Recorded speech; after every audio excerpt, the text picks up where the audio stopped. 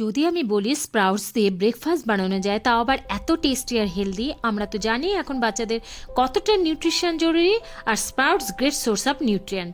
তোমরা বাচ্চাদের টিফিন বা লাঞ্চে দিতে পারো। রেসিপিটি দেখো। ফার্স্টে 1 কাপ স্প্রাউটস, 1/4 কাপ সুজি, হাফ ইঞ্চ আদা, 2 কাঁচা লঙ্কা, কিছুটা ধনে পাতা, 1/4 কাপ দই, নুন আর গোলমরিচ গুঁড়ো দিয়ে গ্রাইন্ড করে নাও।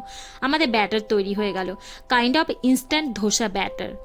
ঢেকে রেখে দাও। এবার একটা বলে পেঁয়াজ কুচি, টমেটো কুচি, ক্যাপসিকাম কুচি, পনির আর চিজকে গ্রেট করে নাও। যেহেতু বাচ্চাদের জন্য চিজ অ্যাড করেছি, বড়রা খেলে চিজ স্কিপ করবে। এবারে সেজওয়ান চাটনি দিয়ে দাও 2 টিস্পুন। তোমরা টমেটো সসও এখানে ইউজ করতে পারো। ভালো করে মিক্স করে নাও। এবার তাওয়া গরম করে জল দিয়ে ছিটকে দিয়ে ঠান্ডা করে নাও। স্প্রাউটসের ব্যাটার দিয়ে ধোসা আকারে তৈরি করে নাও। ওপরে সেই পনির মিক্সটা দিয়ে দাও। চিজ গ্রেট করে নাও, ফোল্ড করে নাও, তৈরি। বাচ্চা থেকে বড়দের এই হেলদি ব্রেকফাস্ট রেসিপি খুব পছন্দ হবে, কথা দিচ্ছি। রেড চাটনি রেসিপি চাইলে কমেন্ট করো।